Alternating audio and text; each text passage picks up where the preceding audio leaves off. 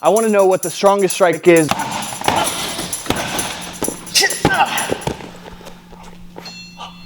In all of martial arts. 34, that's pretty good. 47 was the highest that we got out of 10. That's better than I thought it was gonna be. And we're not just gonna go with like, what's the most popular strike.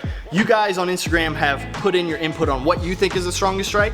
And today I'm either gonna prove you right or wrong. Kevin Patricio said knee. 22. 20. Huh. It wasn't as hard as I would have thought. We should probably have like a human subject to feel if it's stronger. What do you think?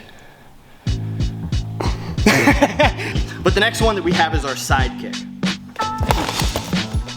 51,000, so right off the bat, it's already much higher than the average.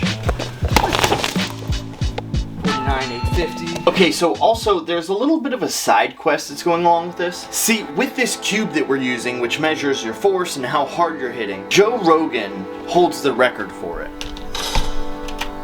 And I've tried to beat this record before, but I couldn't. The closest that I got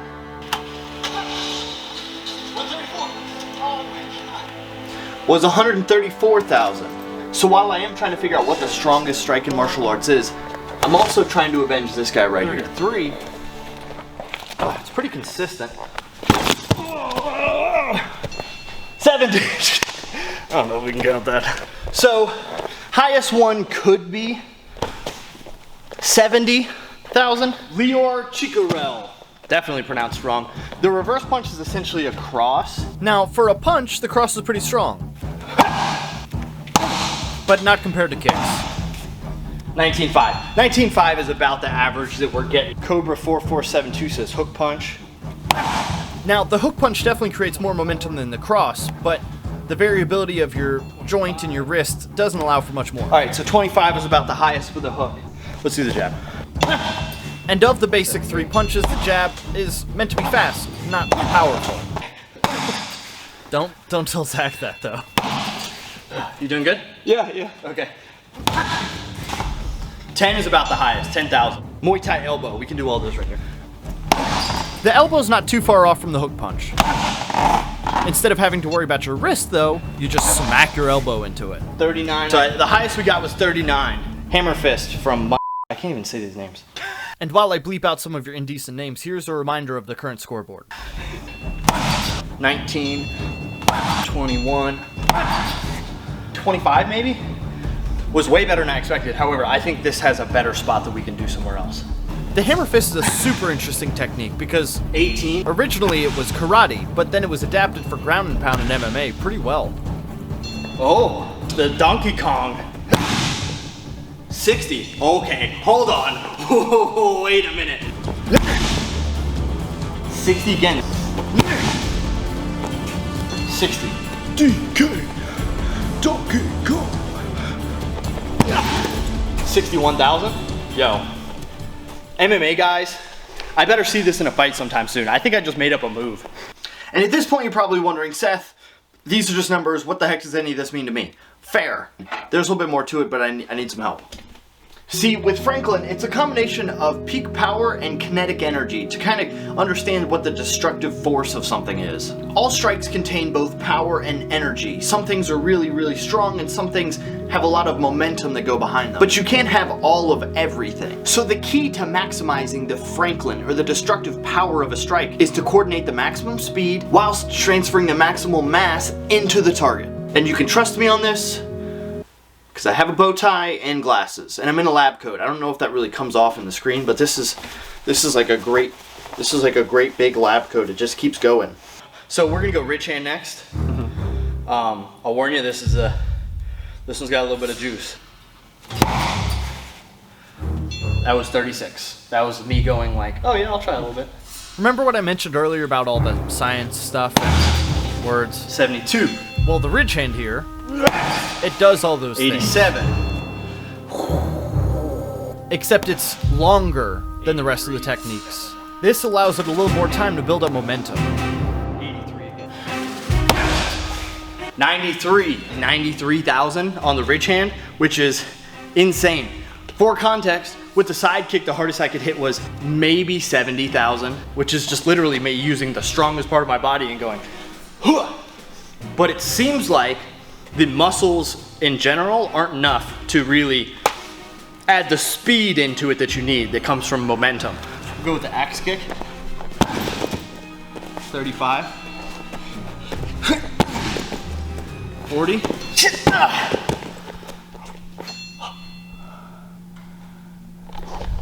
The hundo. 58. 118. We're learning some interesting things about kicking people in the head while they're on the ground. Is it coming from me just?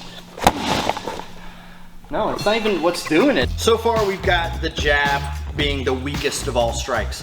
Right at about 10,000 max. Then you've got like the axe kick, which is at 118. But what's important about stuff like this is it's not just a matter of how strong is it. Like the odds of you landing an axe kick on a grounded opponent don't come as often as a jab. The jabs add up though. We've yet to do roundhouse kick, we've yet to do spinning side kick. Hectagon says the one you won't see coming, which is a cop-out answer. That doesn't count, but he's right. The nipple twister. PK fire, ball kick. This one says divorce. Okay, tornado kick, spinning side kick. So a lot of the rest of them are going to be harder, stronger kicks. Less basic kicks for sure. So you're gonna have to hold them again. We could just do them on you. No, okay. 35, 55,